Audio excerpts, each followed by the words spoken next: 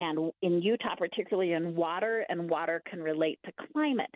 So I think there's no doubt about it that he's using this to tout the Biden administration's record on investment in infrastructure, which he's hoping is a hybrid message that can even entice a red state like Utah. Yeah, it's kind of the Rose Garden strategy on the road. You can That's right. take those policy pieces that you can talk about and still call it administrative work, government work, but there's a whole lot of politics going on behind the scenes there as well. And, of course, Utah probably less so, but Arizona and New Mexico very important in terms of the president's election in 2020, also going to be really vital for a reelect for 2024.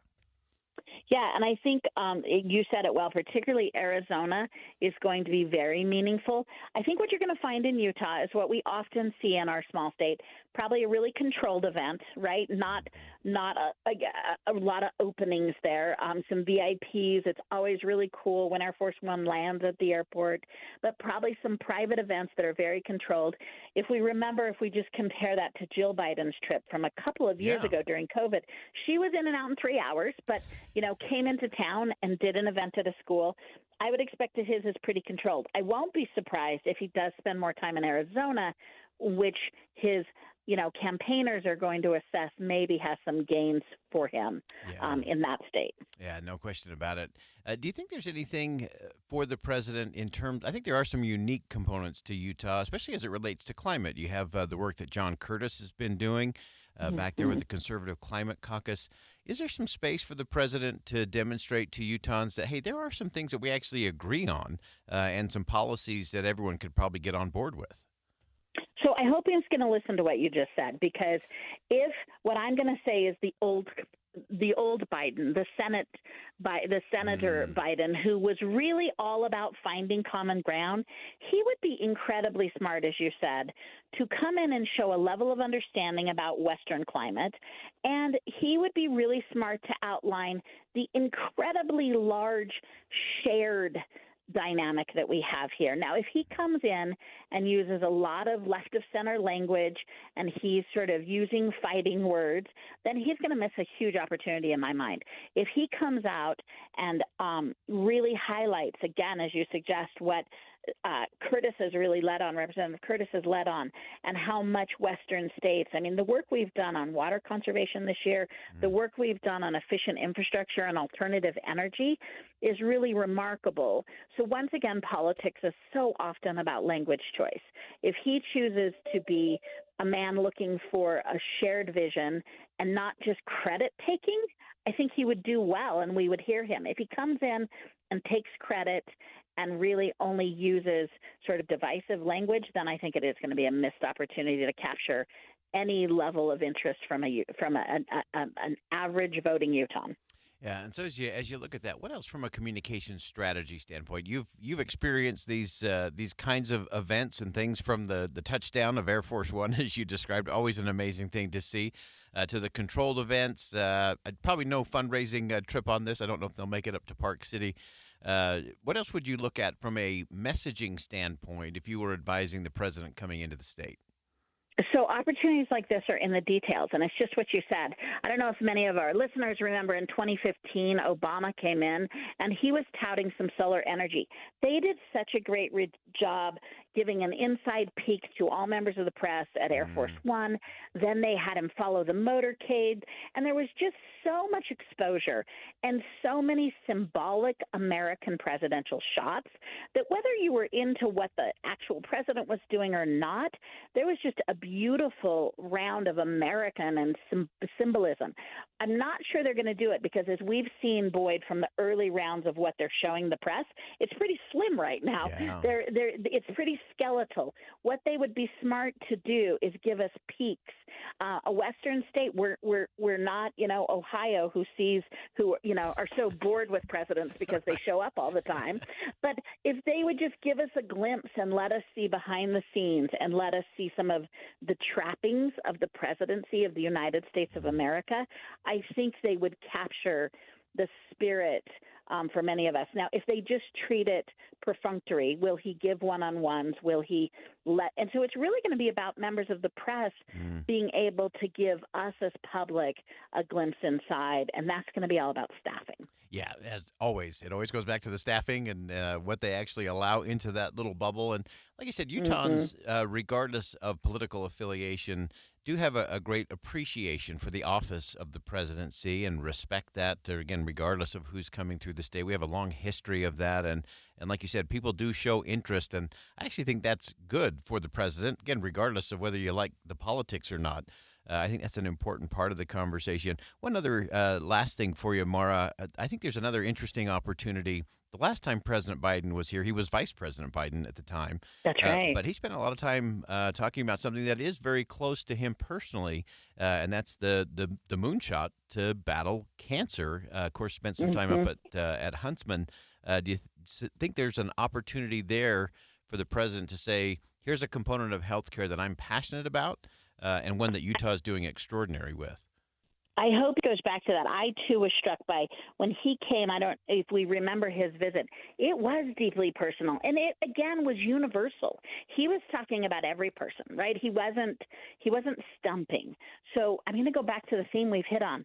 Is this going to be a flyby precursor to a stump speech, or is he going to really seek to connect with all of us? And I think he has a great record on infrastructure that doesn't have to be partisan, and I think he has an interest in healthcare. He is actually a deeply human person, right? He's shown that over and over. He understands loss and he understands working hard. Will he show us and come and be a president for everybody, or will we all leave feeling like we just saw a campaign stop? Yeah, great insight as always, Mara Carabello. Thanks for joining us today. Absolutely.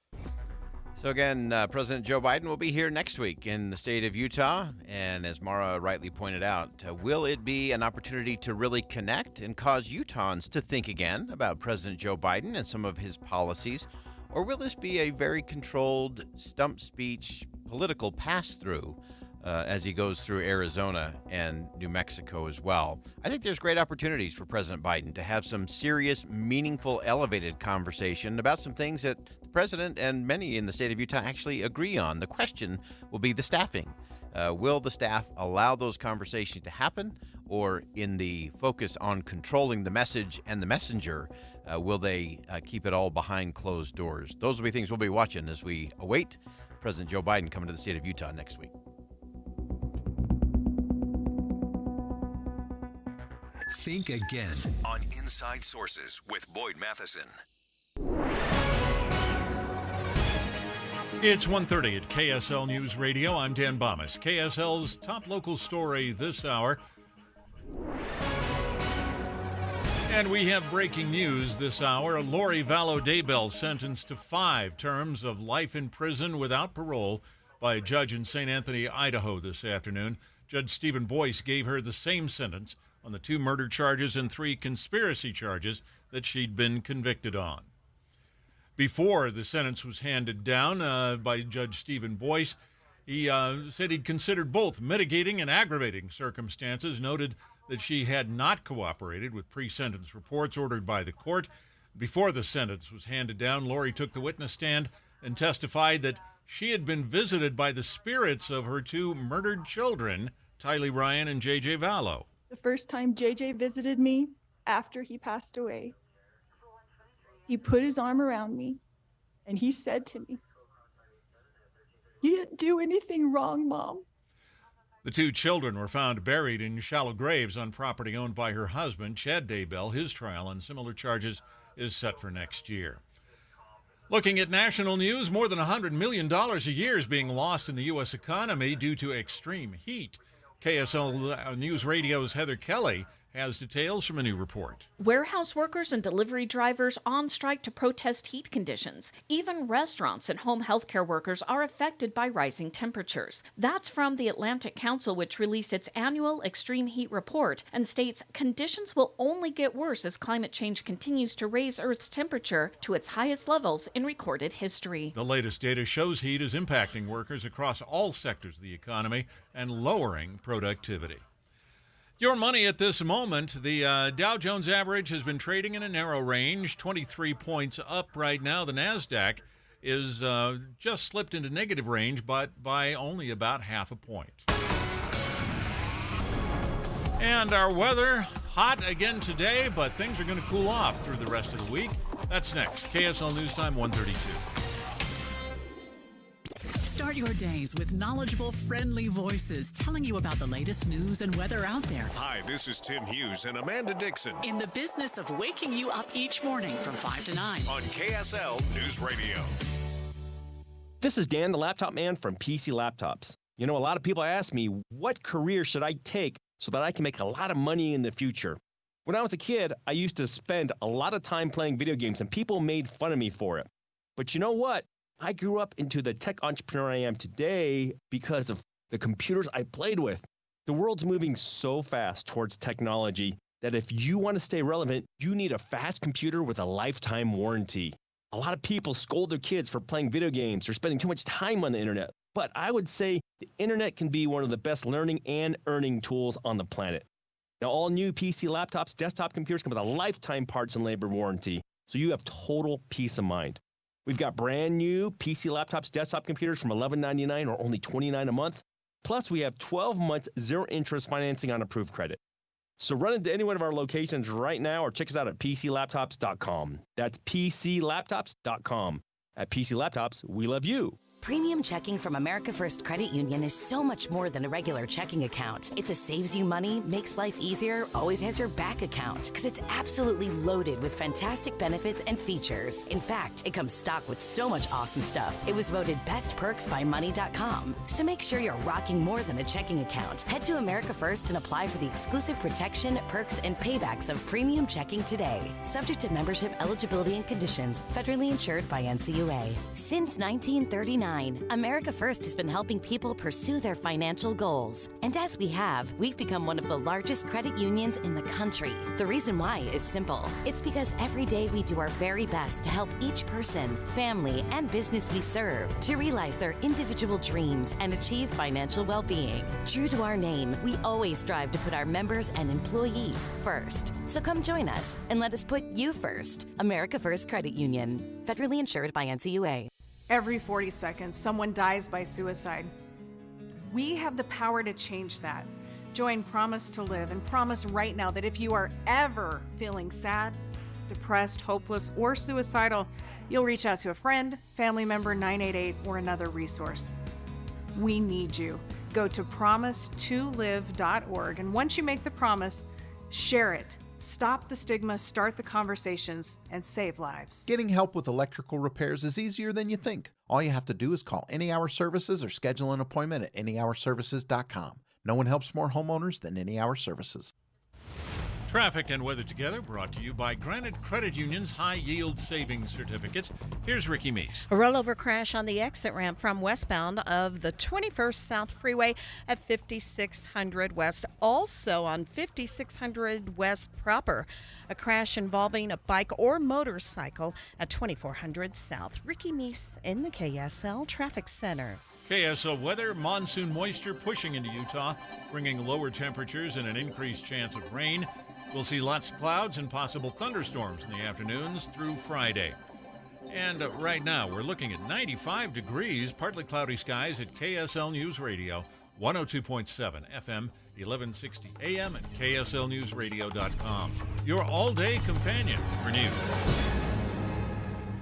Boyd Matheson divides rage from reason on Inside Sources. Well, the Biden administration is pretty aggressive when it comes to industrial policy. We want to dig into what that actually means in terms of government taking an active role in determining which industries or companies or products get prioritized and sometimes even subsidized by government policy. And as we look at that, I also want to look at this idea of, is industrial policy a good thing, a bad thing, an indifferent thing? What does it promote in terms of the net result thing, which is what we actually got to get to in all of this. And to help us break it all down, we always look to Phil Rossetti, resident senior fellow at the R Street Institute, where he researches energy, climate, and environmental policy. And Phil, welcome back to the show. Thanks for having me. So as we dive into this, I want to start just at a high level. We hear that term industrial policy a lot, and I don't think a lot of us really stop and say, what does that really mean? Sometimes we hear this government shouldn't pick winners and losers as kind of a nice bumper sticker, but give us kind of the essence of that. What is industrial policy, and why should we be concerned with it? That's a great question, and in a sense, it is government picking all the winners and all the losers.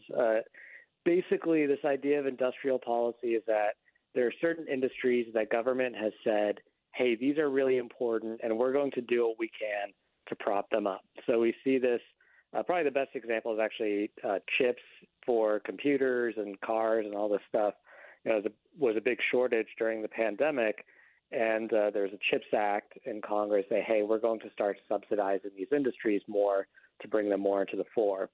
In the energy space, we see this a lot with the Inflation Reduction Act subsidies, the Defense Production Act, which is something that the president can use to say, hey, you know, these activities or contracts are really important and they're going to get prioritized or subsidized through special programs. And these other also regulations that kind of say, hey, these are important and we need to see these or prop these up. And what it leads to is this kind of idea of that we can centrally plan the economy. And the problem with this is politicians are actually really bad at identifying where the economic potential is. So everything that they do is actually just coming at the expense of something else. And they're not creating anything new. They're just shifting it around. And this is where we start to run into problems. That is, I don't know if we've ever had a truer statement on this show, Phil. Yeah. That politicians are usually really bad at understanding a lot of this stuff. And we've seen things historically. We've seen things like Solyndra is one in the energy space where government took a lot of government money, which I'll remind our listeners is their money, and put it into a particular industry and a particular company within an industry. And I want you to walk through, you've written a lot about the industrial policy relating to climate, some of those components, but also in the context of that, Phil, describe for us how this often inhibits innovation and better costs, better products for consumers. Yeah, so there's a few things to keep in mind. So one is there's this concept we like in economics called the knowledge problem, which is this idea of how do consumers signal to producers what they actually want. You know, you go out and you buy a car and you're sending all sorts of signals to car producers of what your preference is because you're buying cars that reflect that. And central planners and government bureaucrats, they can't know your preferences better than you. So it ends up in this sort of inherently less efficient paradigm where government's trying to guess what is the best way of doing it. But if you just leave people to their own devices, you know, they're going to figure it out because people are going to want to make money and they're going to try to find the best way to do that. The other aspect is there's this idea of like comparative advantage, which in a nutshell is that everyone's got different skills. And sometimes there are places that are better at doing something than somewhere else. Yeah. You know, Florida's better at producing oranges than Alaska. And that's something that kind of gets lost in the central planning mindset because they kind of assume, hey, you can just take these industries and put it anywhere. You look at chips, and Taiwan is great at producing chips because they've got a lot of companion industries and a lot of institutional expertise. The CHIPS Act doesn't fix that. But the last and probably most important thing is there's this kind of idea of an entanglement between what the government does in terms of its economic activity and how that reflects on people's social liberties. And we saw this with the Soviet Union as kind of a good example. You know, they had these like 5-year programs, so they always were short on something, and they'd say, hey, we're going to put all our efforts into producing whatever we're short on, but that was just taking resources away from other production, and then they'd end up just kind of even more short on things. So if you were really good at something, but the government didn't say that they actually needed it, and we're just taking resources away from your job so that more could go into what the government preferred, that actually undermines your opportunities for success and human flourishing. So this is why we don't see it really pan out the way that it's advertised. Yeah, and now let's apply that specifically. You wrote specifically about how the Biden administration is using this kind of industrial policy as it relates to climate change. Why is that a bad strategy beyond the fact that central planners are terrible planners? Yeah. Well, one thing is that it's not going to really create this sort of innovative market because when we actually see things really take off, it's because people have this money that they want to spend and they want to buy something. So private investment is really reflective of this desire for profit. But if everything's kind of dictated by government and government is saying, hey, we're only going to spend this much money, the only incentive of companies is going to be to chase after those dollars or comply with the government paradigm, which can, it can come out in ways where governments are just lobbying instead of trying to make good products. All they care about is how to keep a subsidy alive that keeps them in business. And it also can reflect in regulations that crowd out good products that people might want, but are in favor of the producers that government has kind of blessed in these cases. So it just never really grows the economy or produces innovation. Yeah, it seems it's so often it becomes those either the sweetheart deals or it used to always be through an earmark that a friend of a friend would, their company would get that government money. And I want to go back to this idea that it crowds out the innovation in the marketplace, either because people see we can't compete because this company's getting all this money from the government, so there's no way we can compete with that. Or the other thing you alluded to was the fact that sometimes there's all those regulations that get put in place that keep the little guys out who can't hire an army of lawyers and lobbyists to deal with it. How does that end up hurting policy, whether it's climate change or anything else? Yeah, it's a fun concept that we like to call regulatory capture. And I think a good example of this is actually in the permitting discussions right now. So there's all these environmental regulations, and you would think like, okay, this is really important. Obviously, environmental quality is key. But what we're actually seeing is that the oil and gas companies that have decades of experience navigating these regulations and actually are excluded from a lot of them because their technology is so well understood that, there's no point in government saying like, okay, we're going to go through this a 10,000th time. So they just fly through it. But a lot of the clean energy technology actually struggles under this paradigm because they can't, they're not experienced with the regulatory apparatus. They also don't get the same sort of exemptions. And this is where we see how kind of this irony where we were saying, hey, we need to enable oil and gas production because we had a lot of scarcity of these in the past is actually inhibiting clean energy growth, which is where most of the private investment is trying to go right now. That's one area where it's restrictive of innovation that would be happening, especially at a faster pace. And people would benefit from that because the innovation is really just serving a market demand. It's trying to give people what they want and what they would spend their dollars on. Great insight as always, Phil Rossetti, resident senior fellow at the R Street Institute. And Phil, always appreciate your perspective on this industrial policy.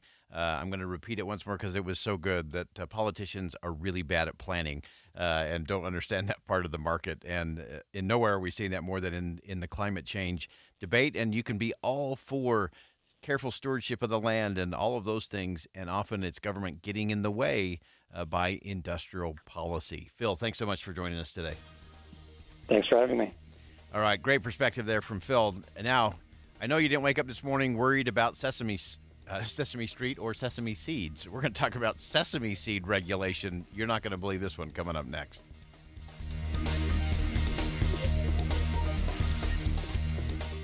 Should universities be on the hook when the bill comes due? Representative Burgess Owen says college has gone up in price, but not necessarily in value. Sharing the burden of student loans. Ways to cut college costs could leave universities with more responsibility. Come back for updates on this developing story.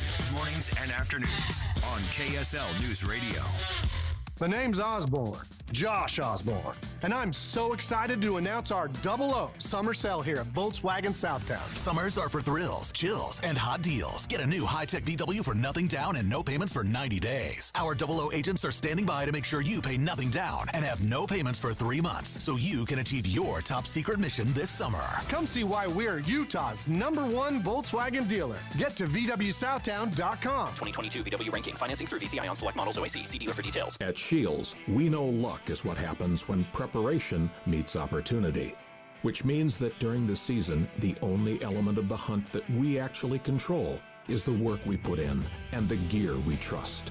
So stop by the Shields sale event July 29th through August 6th and save on brands like Vortex, Raven, Benchmade, and select Shields Outfitters gear.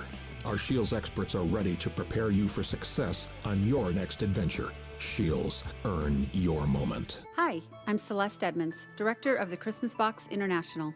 We're so grateful for all you gave last Christmas to help abused children. You really made a difference. Of course, the Christmas Box House shelters children 365 days a year. If you or a group you belong to would like to help, please join our Christmas in July campaign to help children during these summer months. It's easy. Just go to thechristmasbox.org. That's thechristmasbox.org to donate or to volunteer. Or Google us. Thank you so much and have a happy summer. Here's a question. Do you wear dentures? At Grandpa's Dental, you can trade in your floppy dentures and get $2,000 towards an implant-supported solution. You know, they say the older you get, the more you need your teeth. Well, chewing your food isn't a luxury. And taking a bite out of a nice, juicy steak, well, it takes teeth. At Grandpa's Dental, they have over 10,000 restorations under their belt, and it's always affordable. When you walk into one of their 3 locations, you're family, period. At Grandpa's Dental, they live their family legacy by building lasting relationships through state-of-the-art services. So if you want to stop the flop and actually eat foods you can chew, trade in your dentures at Grandpa's Dental for $2,000 toward your implant solution. Schedule your free consultation at grandpasdental.com today. That's grandpasdental.com.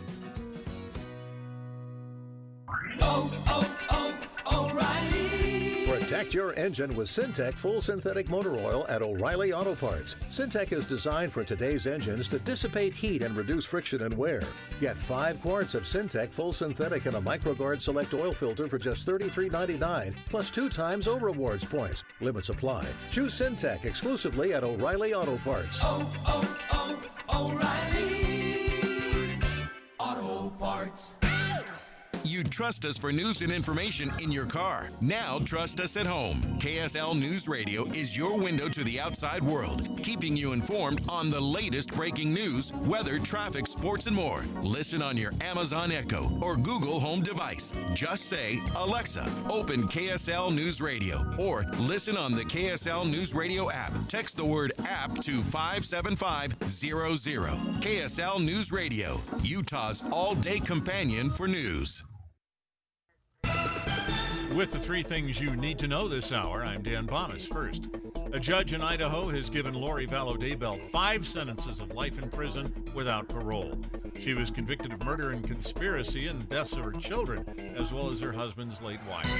Second, President Biden planning a trip to Utah next week, though details of the trip haven't been finalized. Third, the heat wave that's covered much of the country starting to have an effect on the economy. Right now, 95 degrees, partly cloudy in Salt Lake City. And back to Inside Sources on KSL News Radio. Get deeper insights on the news from Inside Sources. I'm quite certain when you got up this morning, you were not deeply concerned over sesame seed labeling rules. Just taking a guess. But maybe you should be. It's one of those things where there is a ripple effect of regulations that often happen through government agencies. When government agencies make sweeping rulings or new policies, it's important to consider the ripple effect, what happens downstream.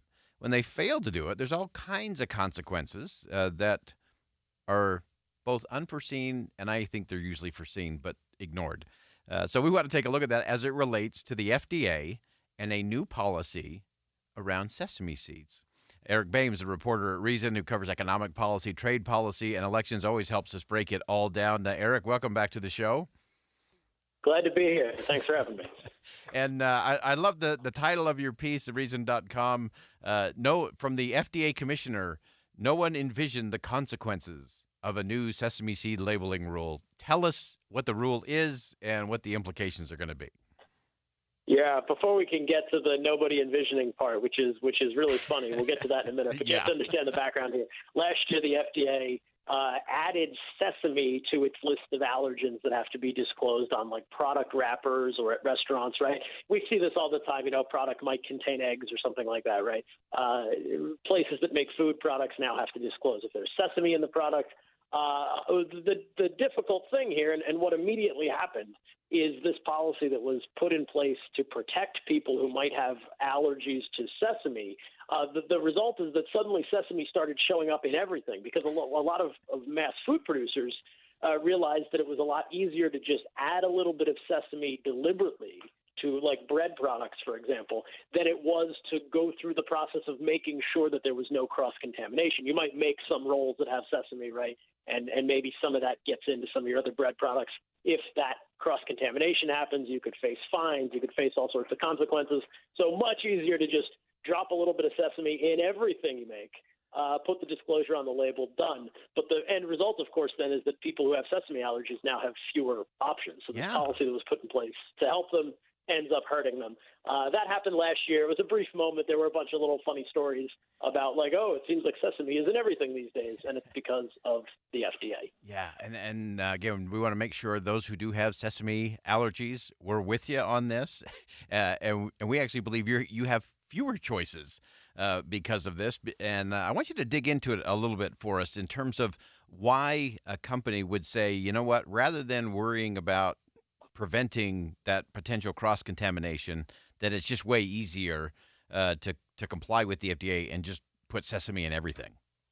Yeah, it's just easier to go along with it because the penalties that you could face from the cross-contamination are pretty significant. Like my colleague Elizabeth Nolan Brown wrote about this last year when it happened, and she cited the fact that there were a number of different restaurants like Olive Garden, Chick-fil-A, Wendy's, among others, who just decided to just start adding sesame to all of their products because that way they could just disclose that everything might have sesame in it. That way they avoid any sort of fine. But again, here, the consequence is if you're somebody who has a sesame allergy, this is a well-intentioned government policy to like force food makers to alert you to the fact that there's an allergen in this product. But the unintended consequence here is that food producers immediately started adding the thing that you're allergic to everything. So now you have fewer choices. It's just, it's a classic example of unintended consequences here of government action. Yeah. What struck me last week as really funny, though, as sort of the cherry on top, I said in the piece, or maybe the sesame seed on the bun here on top of this whole story, is that the FDA commissioner, Robert Califf, put out a newsletter last week in which he was kind of discussing some of the unintended consequences here. And he said in that piece, quote, "I don't think anyone envisioned there being a decrease in the availability of products that are safe choices for sesame allergic consumers." And that line jumped out to me because he says, I don't think anybody envisioned this, but like immediately after the FDA made this rule, all of these food manufacturers changed their policy, right? So somebody could have envisioned this for sure. Like if the FDA had asked the right people, I'm sure they would have been told by somebody who knew, like, oh yeah, this is what we'll do. This is what will happen. Because it's not as if, these things didn't just, obviously it's an unintended consequence to some extent, but it's also like it happened so quickly that surely someone knew this would be the thing that would happen. Yeah. And so I think that's a revealing line. I think it really reveals something about the way government thinks about regulations. What the FDA commissioner means there is not that nobody could have envisioned this. What he means is nobody at the FDA could have envisioned this. Yeah, that's People right. in the private sector certainly could have. If you presented them with this problem, they would have told you, oh, yeah, this is what will happen. But the government failed to think through it. Yeah, and that's where we do run into all of these problems with the regulatory agencies doing these things. And to me, it's always the classic, in our desire to alleviate the suffering of some, we end up usually hurting them, the very people we say we're there to help. And in the process, we also end up hurting a whole lot of other people along the way. And we've seen that in so many different things. And to me, it's just one of those, Yeah, who was in the room, when they said, yeah, this is what we need to do? Was there nobody in the room that could have envisioned for just a nanosecond of, okay, if I'm Chick-fil-A or if I'm Olive Garden or if I'm a bread manufacturer, how am I going to respond to this rule? It seems to me if there was a single hearing, if there was a 2 or 3 conversations, but often those agencies don't do that, either because they don't want the feedback or they don't want to have to listen to the feedback.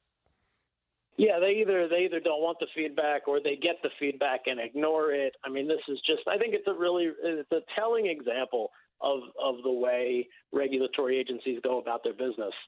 Because again, to say that like nobody could have envisioned this, well, I don't know. If you had asked the right people, I think somebody would have told you this is what will happen. There are people out there who saw this rule and immediately responded to it in a certain way. And this happens all the time with bureaucratic rulemaking, right? I mean, the private sector always responds to new rules and laws and oftentimes does so in ways that kind of attempt to route around whatever good intentions the government might have. And so you end up with these, weird unintended consequences of government policy, but it's kind of a misnomer even to call them unintended consequences because they're obviously deliberate consequences. Someone is making these choices. It's just that the bureaucrats either lack the ability or lack the desire to see that possible outcome. And so you end up with people who are making rules who are just assuming that the rules are going to be followed exactly as written. And, that's life. Life is messy and difficult, and government officials don't have all the knowledge they need to solve these problems. Oftentimes, if you go all the way back to and read your Hayek, so it's I think it's just a great example. The whole sesame seed thing. Thankfully, I don't have a sesame allergy. I imagine I would find it less amusing if I did. But I think it's just a great little example of the ways in which government kind of fails to see the potential consequences of its actions. Yeah, it's so important. We had Phil Rossetti on in our previous segment talking about some of the industrial policy coming out of the administration. And these central planners and politicians we found out are really bad at planning and understanding the downstream impact of a lot of these regulatory things that they put into place, often without hearings, often without input from the public or from the private sector. And the result, more often than not, is we end up hurting the very people we say we're here to help. And I think that's why Reagan probably got it right, that those most feared words are, I am from the government and I'm here to help. Eric. Yeah, the difference with industrial policy is that you're talking about billions of dollars instead of tiny little sesame seeds that'll be wasted. If I can put in a quick plug for this, too, I've got a new podcast at Reason, Why We Can't Have Nice Things, that's running. One of the things we look at in that podcast, a series of episodes about trade policy and industrial policy, one of the things we look at is like a trade war that happened back in the 1960s that still makes pickup trucks more expensive today. It's another one of these great examples of like a weird government policy, a tariff on frozen chicken that kind of accidentally turned into a policy that makes pickup trucks more expensive. We're going to have you come. There's all sorts of weird things like this throughout the government. Awesome. Why We Can't Have Nice Things. We'll have you come back, and I want to do a deep dive on that one. New podcast from Eric Bayman and company there at Reason. Eric, as always, thanks for your perspective on this. That wraps up hour number 1 of Inside Sources here on KSL News Radio. We will step aside for some top-of-the-hour news, but when we come back, we're going to think again about Iowa and New Hampshire presidential politics. Stick around. Hour number 2 of Inside Sources on KSL News Radio. KSL FM Midvale, KSL Salt Lake City. Listen on the KSL News Radio app and in your car at 102.7 FM. KSL News Radio, your all-day companion for news. It's 2 o'clock at KSL News Radio. I'm Dan Bonas. KSL's top story this hour, Lori Vallow Daybell was given 5 terms of life in prison without parole by a judge in St. Anthony, Idaho this afternoon. She was convicted of murder and conspiracy in the deaths of her 2 children, J.J. Vallow and Tylee Ryan, along with conspiracy in the death of Tammy Daybell, her husband's first wife. She was also sentenced to fines and prison time for grand theft, taking disability payments that belonged to her children after they'd been murdered. Her husband, Chad Daybell, is also charged with murder, and his trial is set for next year. A crash involving a Tesla left 3 people dead over the weekend. First responders say electric vehicle fires are often more difficult to extinguish than others, KSL News Radio's Alessandra Harris reports. Firefighters say combating EV fires are hard to deal with for a variety of reasons. The batteries used to power the cars can sometimes break apart on impact, scattering hazardous materials that can easily catch on fire. The batteries can also reignite even after the car has been extinguished and burn at temperatures ranging from 2,000 to 4,000 degrees. The Salt Lake City Fire Department says if you see a fire that you think involves an electric vehicle, be sure to include that detail when you talk to dispatchers. Our top national story this hour from ABC News. State Department spokesperson Matthew Miller, during his daily briefing, was talked about civilian targeting in Russia's war on Ukraine. We neither encourage nor enable strikes outside Ukraine's borders, but as we have said many times, it is up to Ukraine to decide how to conduct this war. And when it comes to strikes, as you raised, on civilian centers, it has been Ukrainian civilian infrastructure that has been targeted over and over, Ukrainian civilians that have been murdered in this war. What are believed to be Ukrainian drone strikes have hit neighborhoods near Moscow in the past few weeks. Your money at this moment, the Dow Jones average up now 100 points on the day after trading in a very narrow range through most of the day. The NASDAQ is also up about 29 points right now. And our KSL weather looks like thunderstorms moving in, at least for the next couple of days. That's next. KSL News Time 2:02. This summer, the political season heats up. By August, it'll be time for debates. Can you believe it? We're planning coverage of the real issues, the important stories that impact how we live. Listen each morning from 5 to 9 on KSL News Radio. Made to Shine. Real stories from Shane Company customers. They were all there. My grandparents, all the cousins. I was the first one in my family to graduate from college. They were so proud. After the ceremony, my mom gave me a necklace with my birthstone. I wear it every day. Sometimes I even think it carries a secret superpower, that when I wear it, everything will be okay. We carry the widest selection of handcrafted jewelry, made to help everybody shine bright. Shane Company, fine jewelry since 1929. Have you Googled yourself lately? Are there negative posts from an ex-employee or from a former client? Maybe an outdated news article or sensitive personal information about your family? Search engines don't always get it right. For right or wrong, it's your reputation on the line. That's where Reputation Defender by Norton comes in. One of the most trusted names in online reputation repair, Reputation Defender has been fixing people's search results for over 15 years. Their cutting-edge approaches help you to wipe away unwanted information in your search results. They also promote the good stuff so that it rises to the top, helping you put your best foot forward. Your good name is too valuable to leave to the whims of a Google algorithm. Take control with Reputation Defender. You can start by getting your free reputation report card at reputationdefender.com or call 800-401-6681 to speak to an expert.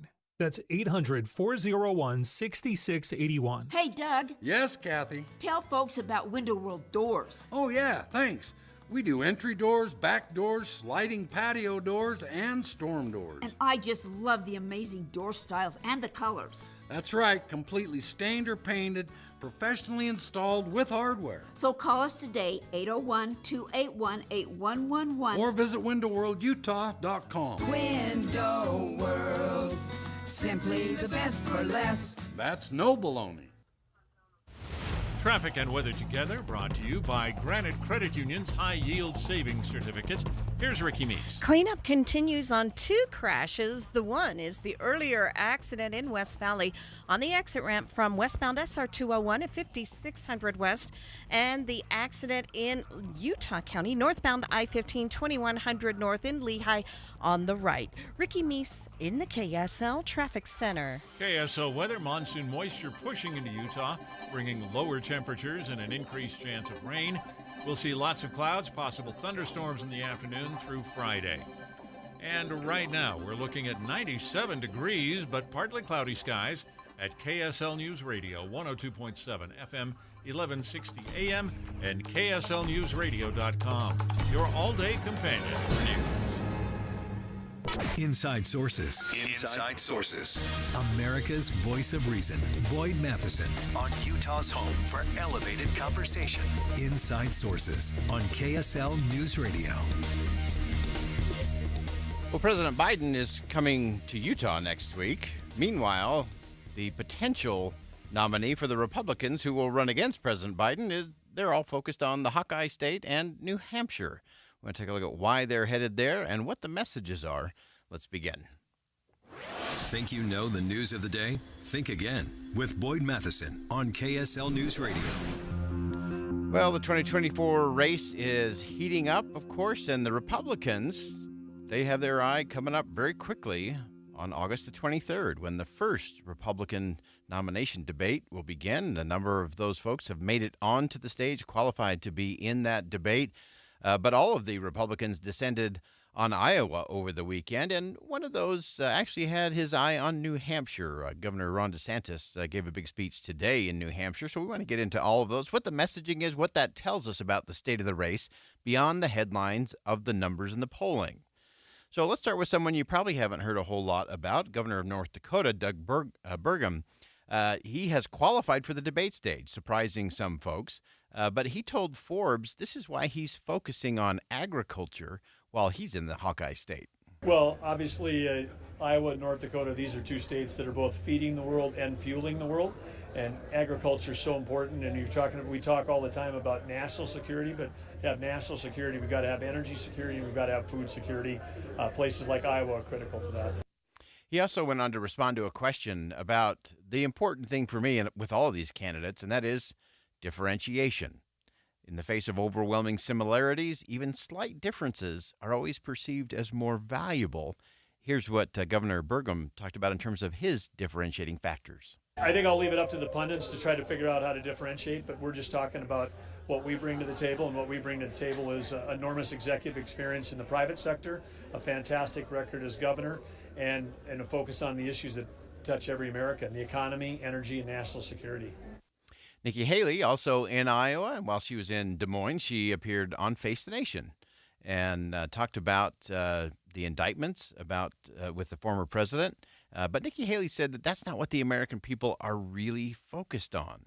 The American public is not talking to me about that. They're not asking me about indictments. They want to know what's going to happen, how we're going to go and change government for the better. They're worried about the future for their kids. And I think we owe it to them to be answering that, not how Trump's going to defend himself.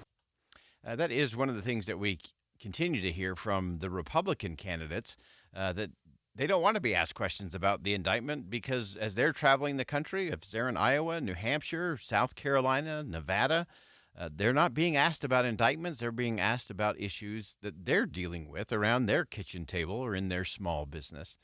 Nikki Haley also talked about climate change. With all the summer heat, of course, the Democratic side of the aisle has been focused on climate change. That's part of the reason why President Joe Biden will be here in Utah, Arizona, and New Mexico next week. But here's what Nikki Haley had to say about a different way that perhaps we could address it. What we need to do is allow innovation to work. Let's bring in the private sector. Let's talk about what we can do to actually do this. When I was governor of South Carolina, when we recruited all those manufacturing companies, they all wanted to be green, not because I made them or regulated them to do it, because they wanted to be good stewards of the community. And we praise them for it. We continue to incentivize. That's what we want to do, is have a conversation with the private sector and say, what could we do? How could we do it? When you make businesses your partners in having a good environment, you find out they're the biggest stewards of wanting to make things right. But don't ignore China and India in this process, not when 60% of what they use is coal. That's not the right way to look at it going forward. We need to start putting pressure on those that are really causing harm to our climate. Nikki Haley packed a ton into that response, dealing with climate. And it's an interesting thing that we've been talking about during the program today. Obviously, President Biden's going to come talk about some of those policies. We talked to Phil Rossetti and Eric Boehm earlier in the show about how some of these regulatory rules often get in the way of innovation and improvement, lower costs for consumers, and better results. And so I think that's part of what Nikki Haley is saying. Is, look, we can be careful stewards of the land. She even referred to that many business owners are great at looking out for the environment. Of course, our own John Curtis often refers to our farmers and ranchers as the best conservationists on the planet because they care for it. They need it to continue to be good and to move forward and be there for generations to come. So I thought it was interesting from Nikki Haley saying, yeah, we can have that conversation, but often when central planning government regulators are the ones making the decision, we have discovered they're not really great planners, and the politicians get in the middle of that and makes it even a little bit messier. So very interesting conversation there with Nikki Haley as she prepares for that August 23rd debate for the Republican nominee. Now, Ron DeSantis did make a swing through Iowa and rapidly got on a plane to Rochester, New Hampshire, to give an economic policy speech today where he kind of laid out his version of what the economics should be in contrast to Bidenomics and what the president's been selling. We will expand our economy. We will reward hard work and ingenuity. We will usher in a new era of growth, prosperity, and civic pride. We are a nation with an economy, not the other way around. We are citizens of a republic. We are not cogs in a global economic empire. Governor DeSantis went on to talk about his economic policy, explaining where he wants to take the country if he were president.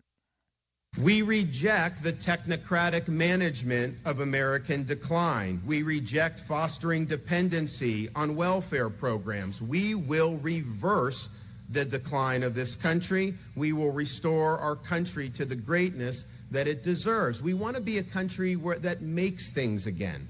We want to be a country where you can raise a family on one sole income. So we will declare our economic independence from the failed elites that have orchestrated American decline, from the reckless federal spending that has inflated prices and plunged this nation to the brink of bankruptcy.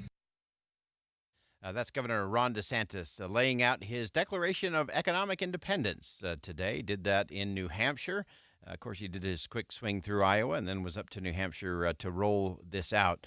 So as you look at many of the candidates that are out and about, of course, Senator Tim Scott is hot on the campaign trail and has had a little bit of a bump in terms of some of the momentum behind his campaign and who's looking in there.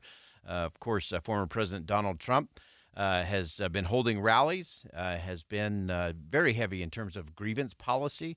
And talking about indictments or pending indictments that are coming up and what they should actually mean. The former president also threw out the line that those on the debate stage for August 23rd should be running to be his running mate. An interesting little jab at the rest of the field. And again, the former president has a very big lead in terms of national polls. But we also know and should always remember that you don't win the nomination for either the Democrats or the Republicans on polls. You win with delegates, and that happens district to district, state to state, and that's why you go through the process, and a long, long way to go there. So we will see also if the former president decides to be on that debate stage in Milwaukee coming up on August the 23rd. A lot of other things happening as it relates to those presidential politics. Again, President Biden will be here in the state of Utah in sort of a quasi-political / administration set of meetings. We'll see how that plays out, what actually rolls out in terms of access to the president, what kind of speeches and messages he's delivering here in Utah, Arizona, and New Mexico. So we'll watch both sides of the aisle as that continues to play out. And as always, when we talk about those running for president, sometimes it's a little interesting to see what the strategy is or why they're doing a certain thing. And we usually refer to that as trying to understand the behavior of someone running for president. Is like trying to smell the color 7. So we'll continue to try to smell the color 7 as we watch all of the candidates on all the political spectrum as we march our way towards 2024.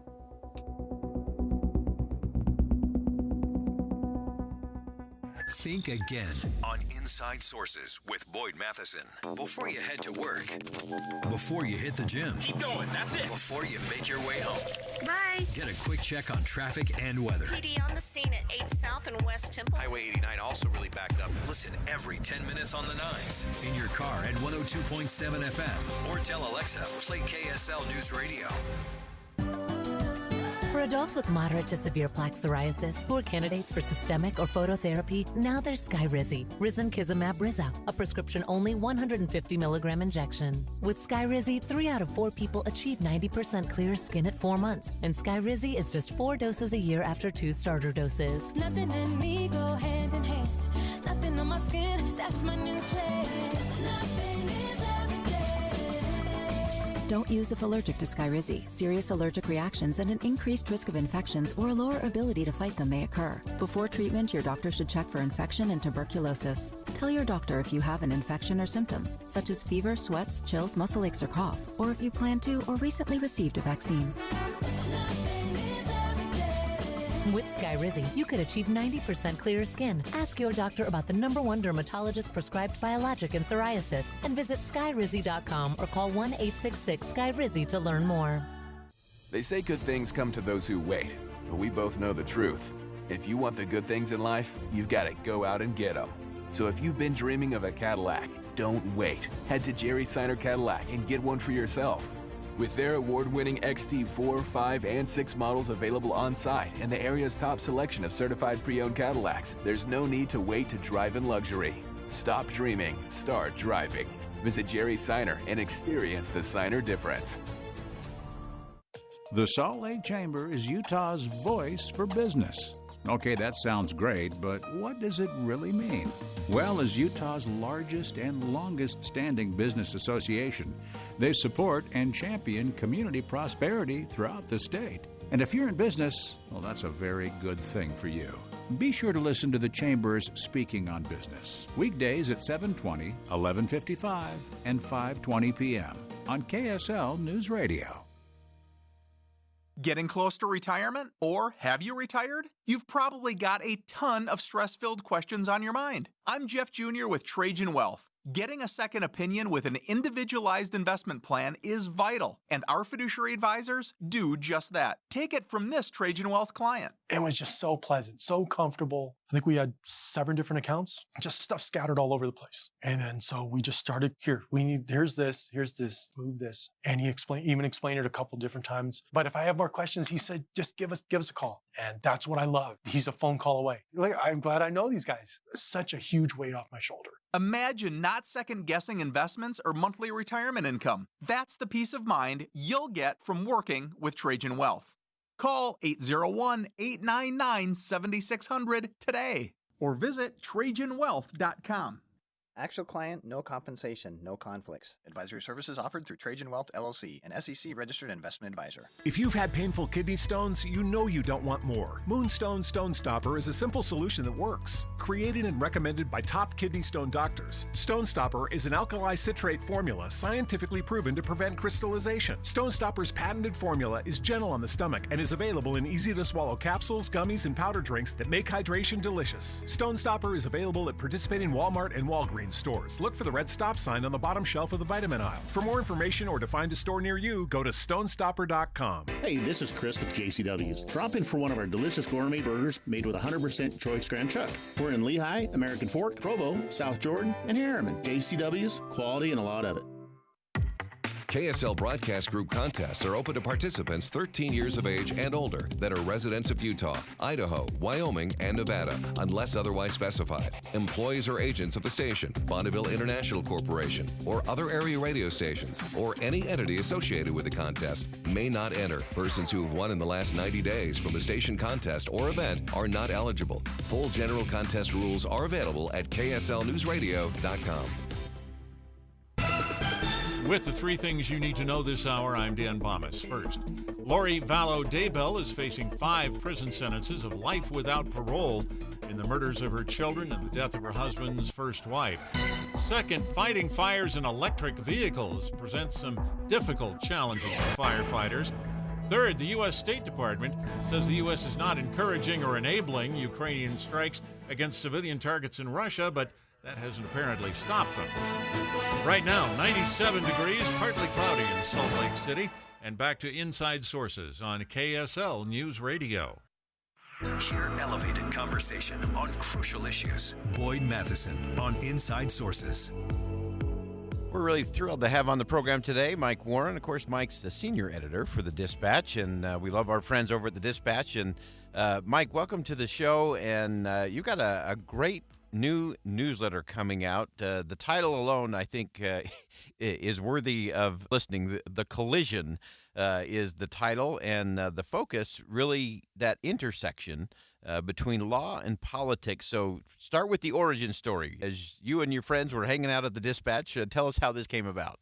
Yeah, we're all just looking to say, well, what more work can we do? What can we see needs more attention? But, it was hard, Boyd, to avoid thinking about the way law and legal problems and really what's going on primarily with former President Donald Trump. He's got all of these. At the time when we started thinking of this, he had, this one federal indictment. Now we've got, possibly others. Of course, we launched last week. There was a superseding indictment on that initial federal indictment. And so we looked at the landscape and thought, this is very unusual to have a former president who's running again after having lost after his first term, and he's running for the nomination while under indictment in multiple jurisdictions where a trial could be happening in the middle of the presidential election. And by the way, he seems to be consolidating support within his party as these indictments are coming down. So a very unusual and really unprecedented, truly unprecedented situation. We thought we've got to be able to tell the stories that are all over this kind of larger story. And so my colleague, Sarah Isgur, who is an excellent and intelligent lawyer, and is a fellow senior editor at the Dispatch. She has so much knowledge about legal issues and about the Department of Justice, of course, is bringing many of these prosecutions. And she also has a bit of knowledge in her time in the Republican Party of party politics. And then I come to it from a reporter perspective, and we thought, well, let's just see what we can make together. Yeah, and I love that. I think the combination of you and Sarah, who's a regular on our show, giving us that legal expertise along with the political insight, it is a really great combination. I think between the two of you, I think your ability to navigate not the fluffy headlines, not the sensational stuff, but to go beyond the headlines to say, okay, what does this really mean from a legal standpoint? What does this really mean from a political standpoint? What's the messaging behind that? And, you can start getting into the real questions that many are asking. Is the former president going at this as a political strategy, or is it a legal strategy in terms of his run, and how those things will constantly collide and come into competition with one another is just going to be fascinating to watch. And you add to that, Boyd, the reactions and strategies that, at this moment, his Republican opponents in the primary are going to have to make. And there's a lot of questions about what they're doing, why they're doing it. How will they make an issue of this at the debate, for instance, next month in Milwaukee?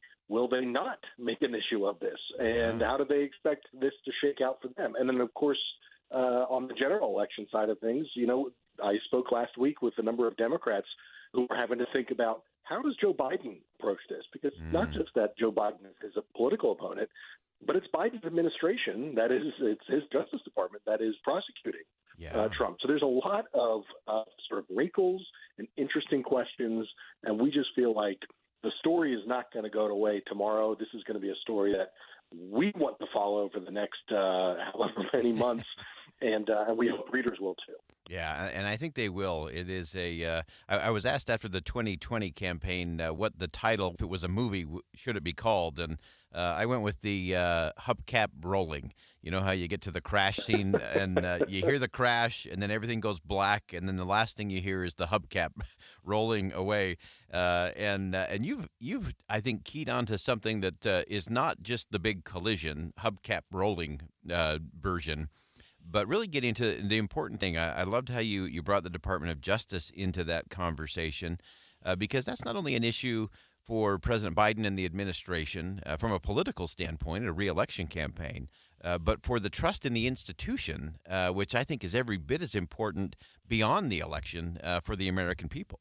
That's right. And, you bring this up. I think in the initial conversations for starting the collision, we talked about really the Trump side of the story, but particularly in the last few weeks, there is another side of the story in the way law and politics is colliding and coming together in interesting and perhaps frightening ways, which is the Hunter Biden investigation and prosecution. This is another side of the story we didn't necessarily anticipate we would be sort of rolling into our project, but it's all related because it has so much to do with, do the American people have faith in their institutions, particularly in their law enforcement institutions.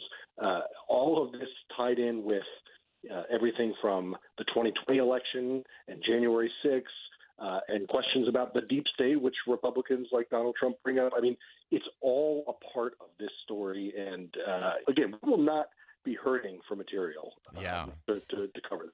Yeah, and the other thing that I love, and one of the reasons we turn to the Dispatch so often on the show, one, we know who the players are, and we know what you're playing for. And it's not for clicks, and it's not for quick hits. I loved your colleague Jonah Goldberg talking about in some of these things, whether it's Hunter Biden or some of these other pieces that we just don't know, and being willing to say, we don't know yet, and so let's let it play out and foster that trust in the institution and the process, and making sure there's both some transparency there and some certainty, rather not the instant certainty, but a long look, thoughtful approach. What else should we be watching for as the collision, this new newsletter, starts to roll out from the Dispatch? Well, I mentioned next month's, and really that starting tomorrow, that's this month's first presidential debate among the Republican primary candidates who reached the debate stage. I am really interested, and I'm going to be asking questions. I'm working on some right now about what the other Republicans will do. This has been a story where Donald Trump gets indicted and his poll numbers go up, and he will tell you as much. They keep indicting me and my poll numbers go up. We haven't seen a lot of pushback from Republicans. There's been a few. Chris Christie, Will Hurd booed over the weekend in Iowa for essentially criticizing Trump for all these indictments. I'm interested to see if on the debate stage people start tuning in. It's still early. People like Ron DeSantis, perhaps somebody like Tim Scott. What will they say when they're pressed by the moderators? Will they challenge Donald Trump on this, or will they stand by? That, I think, will be a very interesting story in the near-term future that I'm going to keep watching and keep asking about. Fantastic. Great stuff. We are looking forward to the ride on this, not the collision, but it is the collision. A new newsletter from the Dispatch. Mike Warren, Sarah Isgur, just two of the best in the business. People you can trust, people who are not going to just give you clickbait, but give you real deep thought, some things for you to think about, and some things for you to think again about, which we always try to do on this show. Mike, thanks so much for joining us today. Again, Mike Warren, senior editor for the Dispatch. New newsletter coming out called The Collision, really looking at this unprecedented intersection of law and politics at the center of the 2024 presidential election cycle. Mike, thanks so much for joining us today. Every Thursday in your inbox. Thanks so much, Boyd. Every Thursday in your inbox from the Dispatch. And I love what Mike Warren and Sarah Isgur are doing there. It's so fascinating this year because we do have this really rare intersection as it relates to the politics of it all. And then you look at the judicial side of it all and what all of that means and will mean as we work our way through the cycle, as indictments come down. We looked at both sides there with Mike in terms of what's happening with the former president and what's happening with the current president's son, Hunter, how all of those things will play into a Department of Justice and our trust in the institutions of government. Real crucial stuff, and we're going to continue to have that conversation. We're going to go ahead and step aside for bottom of the hour news. When we come back, we're actually going to look at some of those polls and see if any of those polls can actually translate into delegates and winning a nomination. We'll also look at the politics of indictments coming up with our friend Carly Cooperman coming up next. Stick around.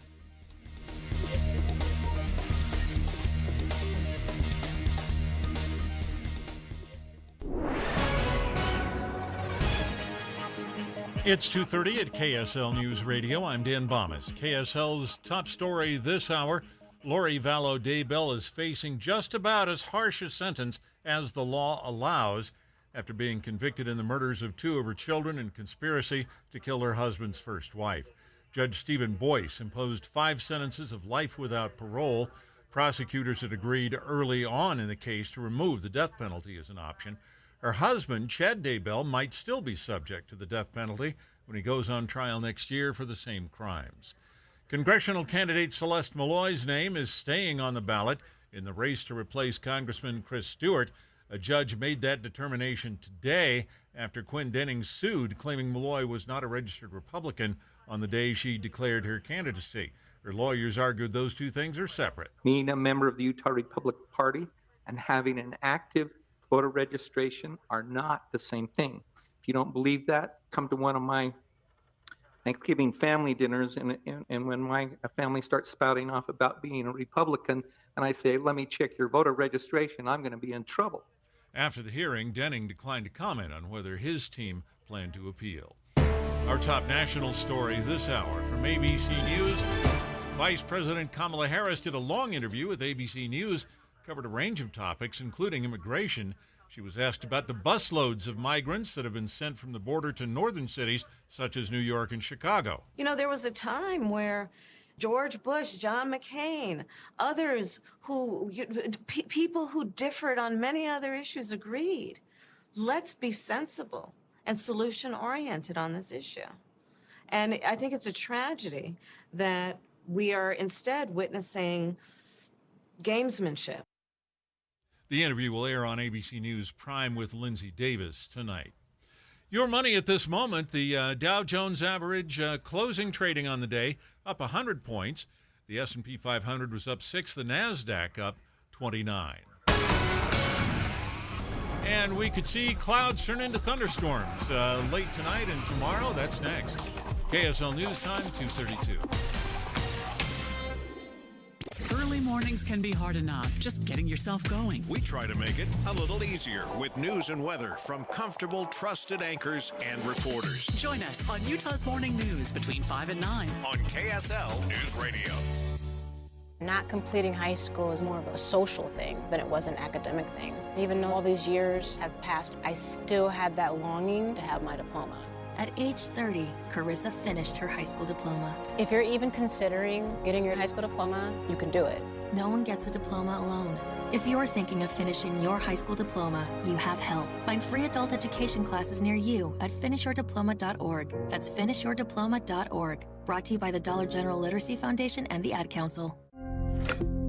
At SimpliSafe, we've designed award-winning home security with advanced sensors, HD cameras, and now this, 24/7 LiveGuard protection, only from SimpliSafe. Now, monitoring agents can see and speak to intruders through our new indoor camera to help stop crime in real time and for fast police response. Get 20% off any new system with Fast Protect monitoring at simplisafe.com/radio. Advanced home security, 24/7 professional monitoring for less than $1 a day. There's no safe like SimpliSafe. For the ones who work hard to ensure their crew can always go the extra mile, and the ones who get in early so everyone can go home on time, there's Grainger, offering professional-grade supplies backed by product experts so you can quickly and easily find what you need. Plus, you can count on access to a committed team ready to go the extra mile for you. Call, click Grainger.com, or just stop by. Grainger, for the ones who get it done.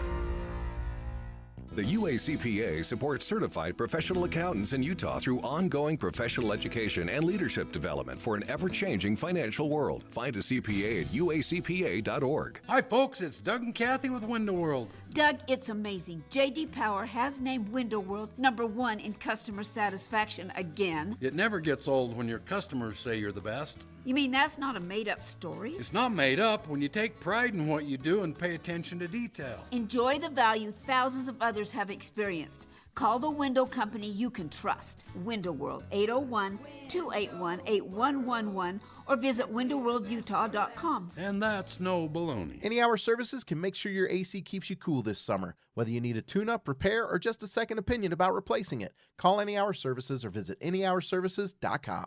The time to save thousands upon thousands on a Newmar Class A gas and diesel motorhome is now. The place to go? General RV.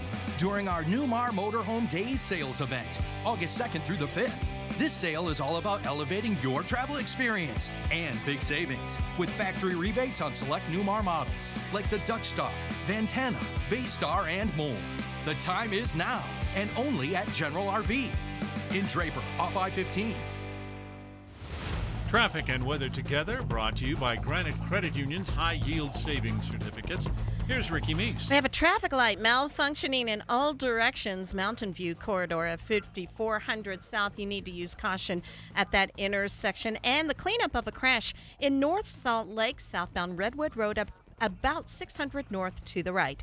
Save up to $1,000 on a new mattress during Snooze Mattress Company's grand opening celebration in Pleasant Grove. Come experience their exclusive dream mapping technology. Get mapped, get fitted, get sleep. Ricky Meese in the KSL Traffic Center. KSL weather, monsoon moisture pushing into Utah, bringing lower temperatures and an increased chance of rain. We'll see lots of clouds and possible thunderstorms in the afternoon through Friday. Now, right now, 97 degrees in Salt Lake, 85 in Provo. KSL News Radio, 102.7 FM, 1160 AM, and KSLNewsRadio.com. Your all-day companion for news. Inside Sources. Inside Sources. America's voice of reason. Boyd Matheson on Utah's home for elevated conversation. Inside Sources on KSL News Radio.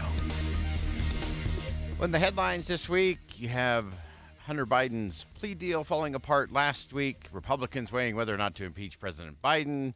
Former President Donald Trump impeached, impeachment pending, more impeachment coming along. We have all kinds of polls coming out. And so we want to break down what all of this means and why all of this matters and who will be able to actually convert this into delegates to actually win nominations. And to help us do that, as always, we turn to Carly Cooperman, CEO and partner of Schoen Cooperman Research. And Carly, welcome back to the show. Thanks so much. Thanks for having me. And let's start with some of the high-level stuff. Obviously, very early on, the polls are just that, a snapshot, very broad brush. We know this is hand-to-hand kind of combat in state to state and district to district to get delegates to become the nominee. But what do we learn under just those top-line numbers that have been coming out? Let's start on the Republican side. Yeah, there's a new New York Times Siena College poll that came out today that shows Trump leading DeSantis 54% to 17% among Republican primary voters. None of the other candidates received more than 3% support. And what we're seeing is that despite indictments, despite the looming legal battles that Trump is facing, he is really holding on to support strongly among Republican primary voters. And DeSantis, who there was a lot of hope initially when he was going to announce his candidacy as somebody who was going to be the person who was going to be able to beat Trump. He really hasn't been able to gain any leverage at all throughout the last few months. Yeah, I thought it was interesting that Representative Massey, who is a supporter of the Florida governor, said what the governor really needs is an indictment to see if it can spark his campaign just a little bit. Yeah. And so I want to get to the politics and the polling when it comes to these indictments, whether it's Hunter Biden, whether it's the former president. What do you see in the polling? What are the American people? Are they really tracking all of these indictment things, or are they really focused on some of the other kitchen table kind of topics? Yeah, no. So look, on the Republican primary side, it is clear that Republican voters don't care about these indictments. And not only that, one of the really interesting points that came out of this New York Times poll is that the people who are Trump supporters, I mean, there's somewhere between 35 and 37% of the Republican primary electorate we consistently see as diehard Trump supporters. It's not even that they don't care. They don't think that Trump has done anything wrong. And so more news around this does not appear to be changing these voters, and they're not going to move. Now, on the Republican side, we do see there is another maybe third of the primary voting electorate who you could call persuadables. They're a little bit less of Trump's base in terms of conservatives, blue collar, not college educated voters who these persuadable voters, their support for Trump maybe has softened, but even these people don't really care about indictments. And it's a lesson to consider as we look at the Hunter Biden stuff and the stuff surrounding Joe Biden, because it feels a little bit like a spiral for Republicans to go too far down that path. And I think what we're seeing is that there is some split in between the party about how much to talk about it and how much not to talk about it. But I believe that the general consensus is, even among Republicans in House and Senate, that hammering this too hard is not going to be to their benefit in 2024, and that voters, big picture, they want more focus on what is forward-facing in terms of the economy and inflation and the day-to-day issues that they're facing. Yeah, let's continue to dig down that path a little bit. Your partner, Doug Schoen, also talked about this in The Hill today, talking about the risks for Republicans of really going hard and going after the impeachment idea with Joe Biden and, of course, the Hunter Biden probe as well. Dig into that a little bit. Obviously, that's not going to impact Democratic voters, probably the same way that Trump's indictments hasn't impacted that base of the Republican Party. But what are some of the other things that you're kind of watching for in terms of how this might impact the electorate as they carry some of this stuff out? Yeah, one of the points he was making in that piece is that in the last two impeached presidents, Trump and then Bill Clinton, actually saw their poll numbers increase immediately after the proceedings. In most recent history, Donald Trump, his highest approval rating that he had was recorded just days after the Senate acquitted him in the first impeachment trial. And then it went up even higher, reached 51% among independent voters. After that number was previously in the low 30s. And we saw a similar thing happen with Bill Clinton in terms of, Republican-controlled House. They went ahead with the impeachment inquiry, and what was expected to be a big boost for Republicans turned into Clinton having the strongest approval rating that he had, in early December of 1998. And also the impact in the House elections after that were, the opposite in terms of what was expected. And so there is data that has shown that there's a backlash against, the voters really don't want that much time spent in these sorts of things. I think it's looked at as political at this point, and some kind of turnoff, if anything, by voters to what the party in power is trying to do with having these impeachment hearings. Yeah, I think that's exactly right in terms of where the people want to know you're looking out for them and what's happening in their world.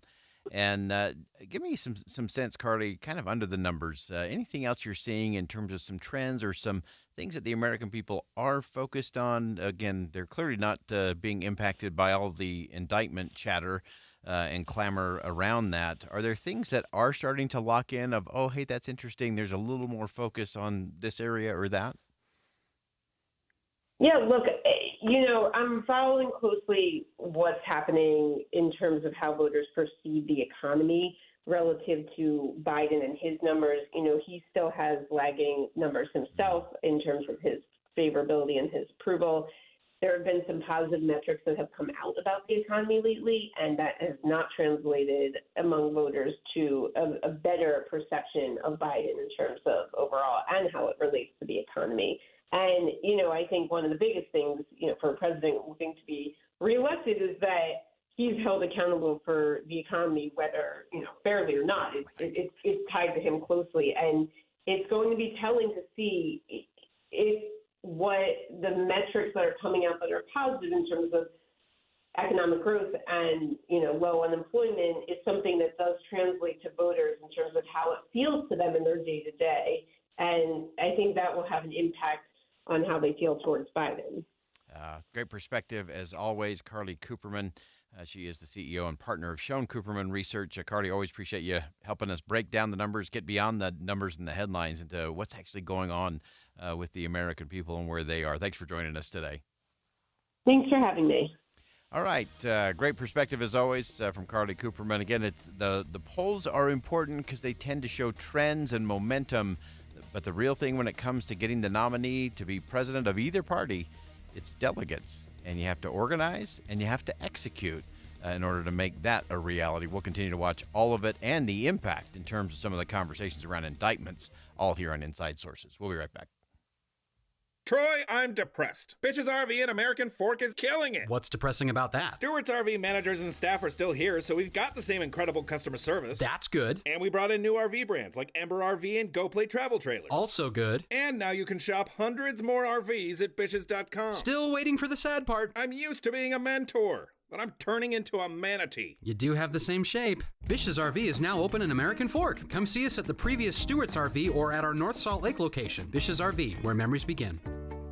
Tim Jr. here from RGS Exteriors. And let's face it, it's time to update the look of your home's exterior. When was that thing built? In the 50s, 70s, 90s, the 2000s? Well, it's looking like it. Faded siding, drafty windows, leaky gutters. It's time to take action now. RGS Exteriors has been taking Utah homes from drab to fab for over 5 generations. We only use the highest quality materials like James Hardie siding and gutter topper gutter covers. You will be blown away by how much different and better and awesome your house can look. Your neighbors will be jealous, your home value will go up, and most of all, you're going to love it. Everything we do comes with our industry-leading 10-year everything guarantee, so you can sleep like a baby, knowing if anything goes wrong, you're 100% covered. For a free estimate on your gutters, windows, siding, or anything on your outside of your home, call RGS Exteriors at 801-280-3110 or visit us at rgsutah.com. That's rgsutah.com. Amanda, we have a lot of responsibilities as parents. You feel obligated to teach your kids many things, if not all things in life sometimes, which is a little overwhelming. But it's surprising how little we talk to our kids about money. Financial responsibility. Yeah. That's why I'm so excited to tell you about what UCCU is doing, Utah Community Credit Union. As part of their mobile banking, they now have this thing called Learn and Earn. Learn and Earn breaks down financial topics into fun, bite-sized educational games like quizzes and trivia. And every time anybody in the family completes a topic, you earn points that can accrue and you can redeem for gift cards from places like Amazon, Apple, Walmart, and others. So literally, they are paying you to learn about financial responsibility. It really is a great way to go, and it's fun for the whole family. Learn and Earn is part of UCCU's award-winning Be Money Smart youth banking program that helps kids, teens, and parents have fun while learning and becoming financially literate together. UCCU Mobile Banking now presents Learn and Earn. UCCU, you're going to love where you bank. On Tuesday, August 22nd, the Orrin G. Hatch Foundation will present Senate Leader Mitch McConnell and Secretary Elaine Chao with the Titan of Public Service Award at the Grand America Hotel in Salt Lake City. You're invited to join Senator McConnell and Secretary Chao as tribute is paid for their decades of public service to our country. Reserve your tickets today for dinner and a musical performance by Elizabeth Smart at this special event at orrinhatchfoundation.org. That's ORRIN hatchfoundation.org. Do you know how to tell if a clogged drain is something to worry about or not? What's up, everybody? I'm Mike Wilson with Any Hour Services, and I understand it's annoying and inconvenient, but sometimes a clogged drain can be a sign there's a more serious issue with your sewer main line. If the drains in the lowest level of your home aren't draining, or you flush a toilet and it comes up somewhere else like a shower or a floor drain, I'm urging you to look at this as more than just an annoyance. The last thing I want you to experience is a sewer backup. If you're a homeowner experiencing any of these issues, the first step would be to snake the line to see if it's just a blockage, which one of our drain techs can do for only $29. Yep, you heard that right. Any Hour Services will snake any drain line with normal access for only $29. Sinks, showers, tubs, toilets, floor drains, laundry drains, even that sewer main line that connects to the city. We'll snake any line for just $29. For help with your drain issues, call Any Hour Services at 801-443-7700. You can Google Any Hour Services. You can even schedule online at anyhourservices.com. No one helps more homeowners than Any Hour Services. At Intermountain Primary Children's Hospital, we made a bold promise to build the nation's model health system for children. Join us in realizing our vision for the future of pediatric care. So together, we can expand primary children's impact and ensure every child has access to the right care at the right place at the right time. For a century, Primary Children's has kept the child first and always. Help us continue to do so for the next 100 years. To get involved, visit primarypromise.org. Tim and Amanda. If this is the first time you've ever joined us, can we just say welcome, welcome? I hope you come back and see us again. Tim and I have been doing this for a long time, and we love what we do. But the best part of what we do always and will always be connecting with you. How many times do we say people don't understand how much information and really love we get from that side of the radio? Yes. They thank us for giving it to them, but we get it back so many times. Wake up with Utah's Morning News with Tim and Amanda, 5 to 9 on KSL News Radio.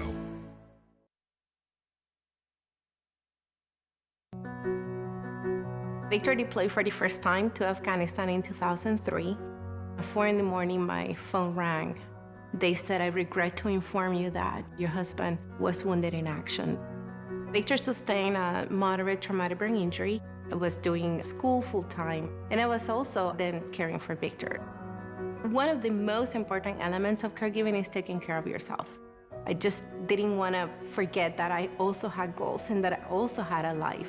What I did is I challenged Victor to meet me halfway. There are almost 6 million military and veteran caregivers across the nation. We have our own journey, and we can fulfill that journey at the same time that we are helping our loved one. Visit aarp.org/caregiving for a free military veterans guide to navigate your caregiving journey and better care for your loved one and yourself. Brought to you by AARP and the Ad Council. With the 3 things you need to know this hour, I'm Dan Bonas. First, Lori Vallow Daybell testified that she'd been visited by the spirits of her murdered children before a judge handed down 5 prison terms of life without parole today. Second, the issue of Celeste Malloy's status on the Republican congressional primary ballot was settled by a judge today. She'll be there along with the other 2 candidates. And third, Vice President Kamala Harris recalls a time when Republicans and Democrats could work together on issues like immigration. She was interviewed for ABC News. Right now, 97 degrees, partly cloudy in Salt Lake City. And back to Inside Sources on KSL News Radio. Hear elevated conversation on crucial issues. Boyd Matheson on Inside Sources. Welcome back to Inside Sources here on KSL News Radio. It is great to be with you today, as it always is. And I'm Boyd Matheson. And as we round out the program today, there's been a lot of chatter, a lot of clamor in the press of late, talking about a code of ethics for the Supreme Court that Congress is trying to move through. There's also been some chatter about first families, the families of a president of the United States. Should they have a code of conduct? And to me, that all gets to this whole idea of a public-private morality in terms of integrity and trust. And I don't know that legislating it is going to make the difference. I think there's a whole other discussion that we have to have around that. But I do want to dig into the topics of the day in terms of what people are saying in terms of these codes of conduct, whether Congress is implementing or forcing one upon the Supreme Court, which, of course, has some constitutional issues around it. You've also got presidential families, and you can question the previous president and his family, their business dealings, while even serving within the government. You also have President Joe Biden and, of course, Hunter Biden. You have all the probes and indictments going on around that, and so it raises the question. And really interesting, Delaware Senator Chris Coons, who happens to be the co-chair of President Biden's reelection campaign, he made an appearance yesterday on Meet the Press with Chuck Todd. And there was a really fascinating moment when Chuck Todd asked Senator Coons whether he would support a set of ethics guidelines for presidential family members. So again, that comes on the heel of a lot of these ongoing scandals and problems with Hunter Biden. Again, you can look back to previous administrations for similar problems. Really fascinating exchange. Take a listen. Should there be a code of conduct? Should Congress, look, you've got controversies with the Supreme Court. Is it time for a code of conduct for Supreme Court justices and throw in presidential family members? You know, sons and daughters of sitting presidents, should they have their own code of conduct? Should Congress try to address them? It's an interesting question that I haven't engaged with before. We have been engaging on trying to get the Supreme Court to adopt a code of ethics. As you referenced, they are the only members of the entire federal judiciary not covered by a code of ethics. Members of Congress have to fully disclose their assets, their stock holdings, their dealings, and those of their Should presidential spouses family members be a separate, you know, perhaps come under a little additional scrutiny? That may be worth looking at, because frankly, as you referenced, Jared Kushner wasn't just a private citizen. He worked in the White House and engaged in economic... No, if you're outraged about Hunter Biden, you should be outraged about Jared Kushner. To me, it's not like, you could, it's hard to... You can't pick and choose. You can't pick and choose.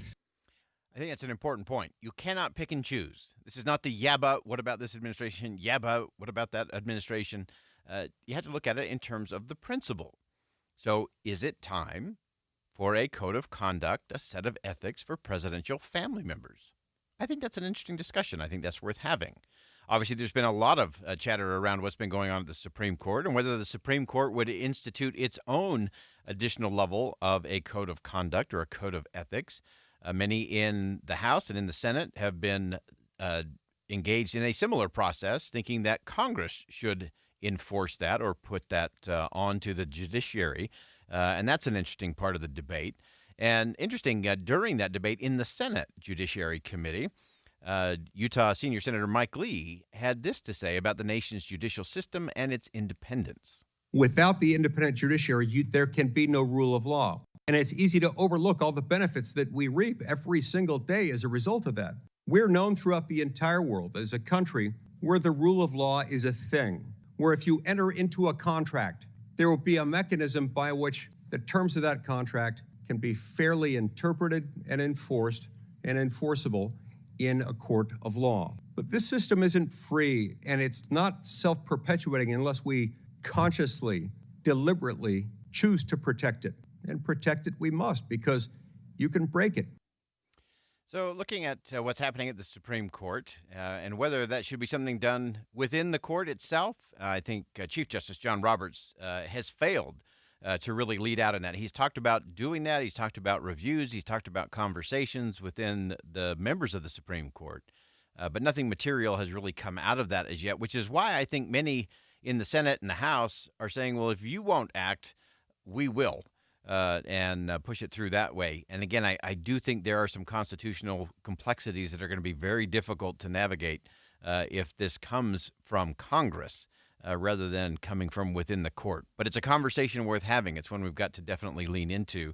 And to me, it actually leads us to the more important part of the conversation, and that is integrity and this moral compass that we should expect from those who serve in public. And you can go all the way back to George Washington's first inaugural address, 1789. He made a statement that I think we ought to be reading every day when it comes to our public servants. Washington said that the foundations of our national policy will be laid in the pure and immutable principles of private morality. He called on free government to exemplify the attributes that will make its citizens proud and command the respect of the world. So that kind of public and private morality that George Washington called for in our nation's leaders and in our public servants doesn't require him to be perfect. He's not asking for that. But it does necessitate integrity and congruency of behavior regardless of the situation. And again, it doesn't matter if it's Hunter Biden, doesn't matter if it's somebody from the Trump organization or family, or any other president of any political party or their family, or any member of the Supreme Court. We should be able to have people that we know have integrity and congruency of behavior regardless of what situation they're put in. And I don't think it's too much to ask. And so do we need a code of conduct for first family members of presidents? Maybe. Does Congress need to intervene when it comes to the Supreme Court with a code of ethics and conduct? It's a conversation. But I think to just focus on the behaviors of it all is the wrong way to control it all. We got to have a whole different kind of conversation when it comes to what's happening in our homes, what's happening in our schools, what's happening in our neighborhoods and our communities. Because if all we're trying to do is to control the behavior of morals and integrity on the back end, that's like parking the ambulance at the bottom of the cliff instead of building a fence at the top. And yes, public service is filled with pressure. That's part of the gig. It's part of the job. But I don't think it's too much to ask from those that we elect to hold office to have that kind of trust, to have that kind of integrity in their public and their private behavior. Nobody's perfect. We get that. We're not asking for that.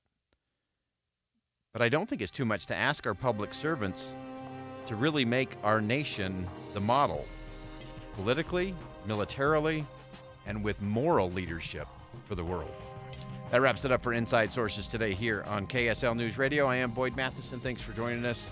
And as always, as you go out into the world today, make sure you see something that inspires, say something that uplifts, and do something that makes a difference.